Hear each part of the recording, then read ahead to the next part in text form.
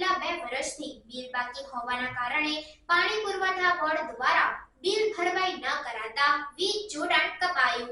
₹63,319.87નું Chuda water વર્ક્સનું છેલ્લા 2 વર્ષથી bill બાકી હતું. બિલની રિકવરી માટે નોટિસ આપવા છતાં પાણી પુરવઠા બોર્ડ દ્વારા બિલ ભરપાઈ નહીં કરતા વીજ કનેક્શન કપાયું. ચૂડા ચોકડી રોડ પર આવેલા પાણી પુરવઠા બોર્ડનું વીજ કનેક્શન કપાતા ચૂડાનો ઉગમણો વિસ્તાર વેળાવદર, કોરડા, સમઢિયાળા, ભાણેજડા સહિતના 8 ગામોને પાણી વિતરણ વ્યવસ્થામાં ભંગાણ પડશે.